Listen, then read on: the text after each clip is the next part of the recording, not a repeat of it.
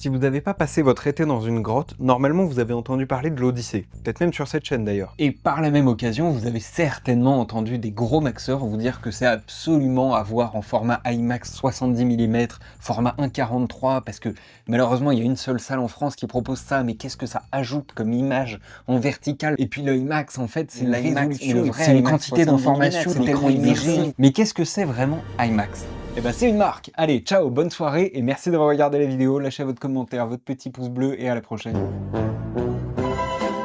Aujourd'hui, avec ce nouveau format, sur les formats d'ailleurs, on va se plonger dans un sujet qui est hyper vaste, sur lequel il y a des tonnes de choses à dire et on pourrait peut-être même en faire d'autres épisodes, donc n'hésitez pas à vous manifester en commentaire. Pour parler de l'IMAX, je pense que c'est bien de le mettre en contexte en parlant des formats de cinéma, et pour ça je vais vous faire un petit historique depuis la création. Il y a 13,5 milliards d'années. Une singularité extrêmement dense. Wow, carrément trop loin là. Tu peux commencer beaucoup plus proche en vrai. Ok, et bah alors commençons complètement arbitrairement en 1895. Le cinéma c'est un véritable casse-tête pour tout ce qui est format. Que ce soit en prise de vue, en diffusion, en pellicule, même en numérique. D'ailleurs, je vous laisse aller jeter un œil au Wikipédia dédié au cinéma numérique. Là, on va pas pouvoir tout aborder ici. Bon, en somme, le cinéma s'est développé peu à peu jusqu'à l'arrivée des télévisions dans les foyers dans l'après-guerre. Pour limiter la concurrence, le cinéma a dû se trouver un argument de vente fort, une manière de changer l'expérience. C'est l'arrivée du format large. En 1952, ils ont créé un processus qu'ils ont appelé le cinérama. Mais quel enfer c'était! Il est constitué de 3 pellicules de 35 mm. Donc il faut 3 caméras au tournage, qu'elles soient parfaitement alignées, et après pour le diffuser, il faut 3 projecteurs parfaitement alignés, et même comme ça, on a des bandes à la jonction de chaque image, vous comprenez que ça a été très vite abandonné. Quelques décennies auparavant, il y a un autre concept qui était né, mais qui s'est mis seulement à peu près à cette période-là à être utilisé pour le format large, c'est l'anamorphose. Je vous promets que je vais pas vous perdre avec d'autres mots compliqués, en vrai c'est assez simple. Tu veux capturer une image bien large sur un capteur moins large, et ben tu mets une lentille spécifique à la prise de vue, et après tu décomprimes ton image, et comme ça t'évite de juste perdre de l'information en haut et en bas en mettant des vieilles bandes noires. Ce qui est en plus beaucoup plus agréable, parce que les deux yeux étant côte à côte, on a un champ de vision beaucoup plus large que haut. Là pour l'exemple, depuis le début je tournais au 50 mm. Bien je suis passé au 50 mm anamorphique, et j'ai une largeur équivalente au 35 mm. Regardez, on peut même me voir là sur le bout du canapé. Les yeux les plus affûtés d'entre vous auront remarqué que c'est pas un 50 anamorphique, j'ai triché, je l'avoue. En fait, à la base, je voulais louer un 50 anamorphique ou un 35 anamorphique pour faire l'exemple réellement, mais les loueurs voulaient pas casser les kits et louer un kit d'anamorphique pour vous faire un plan d'exemple. Je me suis dit que vous comprendriez très bien comme ça. Mais à quoi cela se remarque-t-il, me direz-vous très justement?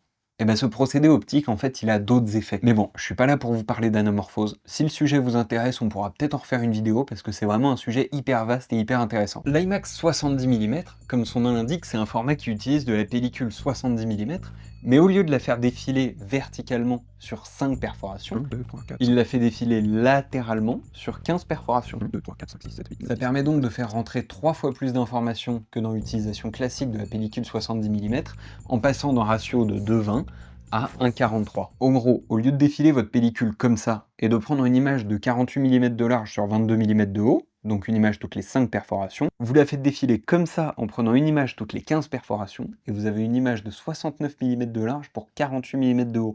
C'est plein de beaux détails. Mais alors je me pose une question. Vous vous souvenez de ce que j'ai dit au début? Mais qu'est-ce que ça ajoute comme image en vertical? Eh bien alors pourquoi cet argument de vente pour l'IMAX d'ajouter de l'image en hauteur, alors que ce qui a été le nerf de la guerre il y a 70 ans, ça a été de rajouter de l'image en largeur, pour ramener des gens dans les salles avec un format en plus beaucoup plus adapté au champ de vision. Après quelques recherches, il apparaît que le champ de vision n'est pas aussi large que ce que je pouvais imaginer. En proportion, si on considère qu'on voit environ 135 degrés verticalement et 180 à 200 degrés horizontalement, bah ça nous donne un ratio entre 1,33 et 1,48. L'IMAX 1,43 est peut-être un ratio finalement assez intéressant et pas choisi complètement au hasard. Malheureusement, je ne vais pas pouvoir vous donner mon ressenti personnel, n'ayant jamais vu de film en format IMAX 1,43 70 mm. Mais apparemment, si t'as une place pas trop pourrie dans la salle, parce que ça joue aussi beaucoup, le ressenti est dingue. C'est une immersivité totale, donc n'hésitez pas, vous, à me dire votre ressenti dans les commentaires, ça m'intéresse carrément. Mais par contre, pour ce qui est de la pellicule, on va pouvoir aller un petit peu plus en profondeur. Depuis tout à l'heure, je vous ai pas mal parlé des pellicules 70 mm. J'ai aussi rapidement mentionné les 35 mm, qui sont plus standards dans l'industrie. Et en effet, les pellicules ont pu grandir avec le cinéma, passant de 35 à 70 mm dans l'idée d'augmenter la surface et d'avoir toujours plus d'informations et de détails. Il y a aussi des pellicules beaucoup plus petites qui existent, en 8, en 16 mm par exemple, qui prennent beaucoup moins de détails, mais qui tiennent dans des caméras beaucoup plus maniables. Mais en numérique, l'enjeu n'est plus du tout le même, puisque la quantité de détails ne vient plus de la taille du capteur, mais de la quantité de pixels. Eh, pep, toi là, toi. Oui, toi en train d'écrire ton commentaire, je te vois, hein. On est d'accord que tu ne me fais pas dire ce que j'ai pas dit. La quantité de pixels, ce n'est pas la qualité de l'image. C'est quelque chose de bien plus vaste et bien plus compliqué. Oh là là, la quantité de vidéos en plus que ça pourrait faire tout ça. Bref, on en était où? Ah oui, c'est vrai. Même si, oui, un capteur plus grand permet toujours de rentrer plus de pixels ou de les rendre plus qualitatifs. D'après mes recherches, seul Arri avec l'Alexa 35 et Red avec leur Komodo X gardent des capteurs dits Super 35. Ça m'insupporte les gens qui mettent des guillemets comme ça à l'oral pour des caméras de cinéma sorties récemment. Ce format, qui est celui que je vous ai illustré avec cette presque pellicule, encore une fois, est l'équivalent d'une pellicule 35 mm sur laquelle on utilise aussi la partie dédiée à la piste son pour mettre de l'image. Oui, ici encore, il y a des subtilités, hein. Tous les capteurs n'ont pas exactement la même taille, et même en pellicule, on pouvait enregistrer l'image Super 35 en 4, en 3 ou en 2 perfs. Alors que la majorité des gammes, que ce soit chez ces constructeurs-là ou chez Sony, même plus récemment chez Blackmagic, ils se concentrent plutôt sur le plein format. Qui est d'ailleurs un format plus petit que le moyen format. Mais ça, c'est un truc de gens qui font de la photo, donc on va pas développer ça ici. Vous l'avez? On développera pas photo. Ce plein format, donc de 36 mm de large par 24 mm de haut, et d'un rapport de 1,5 vient du format photo, où on utilise la pellicule de 35 mm. Latéralement, on en revient à cette utilisation et à cette optimisation de la pellicule que fait l'IMAX. Et c'est d'ailleurs la taille de capteur de l'appareil avec lequel vous voyez là, actuellement. Pas celui-là. Pas du tout celui-là. Très très loin celui-là. En parallèle, ils commencent aussi pour la plupart à développer des capteurs de 65 mm, pour copier la taille des prises de vue et de l'utilisation classique du 70 mm en ratio 2,20 ou 2,35. Car oui, les films 70 mm, et même en IMAX, sont tournés avec des pellicules de 65 mm. C'est encore une histoire de prise de son qu'il fallait intégrer à la pellicule et qui finalement a été têche, donc maintenant on prend plus de place, mais on a gardé les deux tailles de pellicule pour la prise de vue et la projection. Alors oui, aussi, encore une fois, chaque constructeur a un format légèrement différent pour son 65 mm, mais je vais pas tous vous les détailler ici, parce que sinon, déjà que la vidéo est pu un peu le geek, elle commencerait vraiment à ressembler à ça. Actually, le capteur de la Arri Alexa 265, qui d'ailleurs a été utilisé pour la toute première fois en France par Alexandre Astier et Jean-Marie Grosjou sur le film Kaamelott premier volet, il est un tout petit peu plus grand que celui des concurrents, puisqu'il fait 54,12 par 25,58, alors que les autres marques font des capteurs qui sont plus proches du format 65 mm original. Et d'ailleurs, pendant l'écriture de cette vidéo, Sony a annoncé un nouveau bloc capteur pour la Venice 2, vendu sous forme d'un Rialto avec un capteur de 65 mm, mais celui-là au ratio de 1,5 ou 3,5. C'est le même ratio que notre 35 mm en full frame. Et d'ailleurs, avec ça, on se rapproche vachement des formats de prise de vue en IMAX 1.43. Oh merde. On dirait que je voulais quand même mis le tunnel au passage. Désolé. Mais tous ces capteurs ont des définitions différentes, allant du 4K, le standard de l'industrie, à des monstrueux 17K chez Blackmagic, avec leur Ursa Ciné 17K 65. C'est quoi ces malades? Après, la plupart des caméras ont quand même des résolutions entre 6 et 8K par exemple, qui sont quand même des résolutions beaucoup plus détaillées que ce fameux format 4K. Mais le problème du numérique, si tant est qu'il y en ait un, réside dans la diffusion.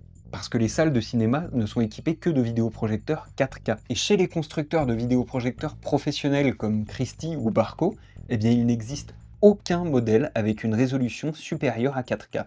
D'ailleurs, si on regarde hyper attentivement dans les specs, on peut voir que ce vidéoprojecteur Barco, malheureusement, il peut pas être placé tout en haut du Mont Blanc pour faire une super séance de ciné avec une vue de salopard. En fait, même Texas Instruments, oui, c'est les mêmes qui faisaient votre calculatrice au lycée et qui font les puces autour desquelles ces vidéoprojecteurs sont conçus, eh bien ils ne sont pas prêts pour des résolutions supérieures. Les grandes salles de cinéma, elles sont très souvent équipées de 2 vidéoprojecteurs 4K. Mais en fait, ça augmente pas la résolution. Leur image, elle est superposée pour augmenter l'intensité lumineuse. Bon, c'est bien beau tout ça, mais là tu nous parles de numérique alors que t'avais justement dit que tu nous parlerais de pellicule. J'y viens justement. Le grand avantage qu'a encore l'IMAX 70 mm à la projection, c'est cette définition. Il y a des gens qui parlent de 12 à 18K même selon les interprétations. Alors oui, je conçois, c'est un peu absurde de parler en K, donc en milliers de pixels pour une image en pellicule, mais en fait c'est surtout des chiffres pour vous donner une idée de la quantité de détails. Et quand on y réfléchit, c'est pas 100% absurde, puisque l'image sur une pellicule, elle se forme avec des petits cristaux, qui sont d'ailleurs ce qu'on appelle le grain de la pellicule. Et ces cristaux, on peut les compter. Après, oui, ils sont imparfaits, vu que c'est des cristaux, ils font pas tous la même taille, ils ont pas tous le même espacement. L'IMAX 70 mm reste donc un roi dans son domaine, puisqu'il offre l'image la plus définie qu'on puisse obtenir à l'heure actuelle. Même si, lorsque la pellicule est numérisée, par exemple pour faire des VFX dessus, on passe à une résolution plutôt inférieure à 10K, ce qui reste tout à fait décent, hein.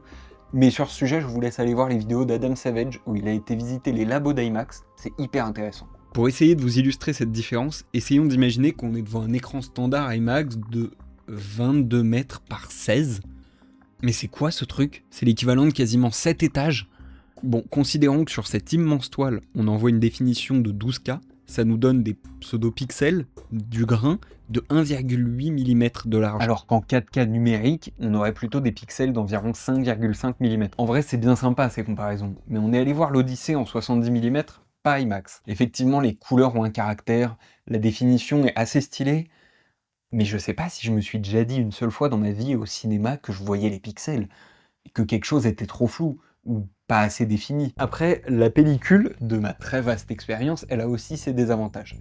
Si vous voulez notre ressenti sur cette séance, on la débriefe pas mal dans notre dernière vidéo, n'hésitez pas à aller la voir. Alors pour conclure, j'ai envie de poser une question. Pourquoi est-ce qu'on ferait pas carrément de l'IMAX 70 mm en anamorphique? Comme ça, on a une définition hyper nette, et sur des écrans bien gelards, ou même sur nos écrans actuels de cinéma. En vrai, j'ai bien une réponse. C'est qu'en numérique, l'image, tu la décomprimes une fois au montage, et après à la projection, ça ne change rien. En pellicule, c'est une autre histoire, parce que là, à la diffusion, il nous faut une optique avec la même anamorphose que celle du tournage. Et oui, parce que là encore, ça passe juste simple comme ça.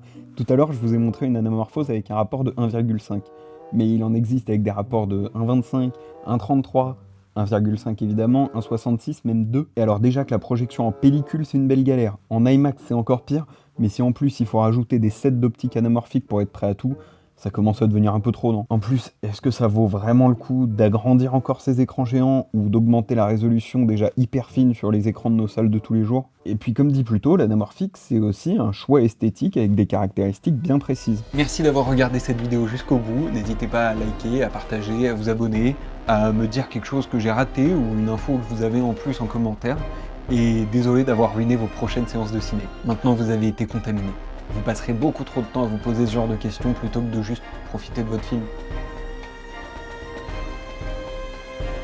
Un long métrage en IMAX, c'est un long kilométrage ou quoi? Voilà, je savais pas où mettre cette vanne. Qui d'ailleurs n'en est pas une. C'est un fait.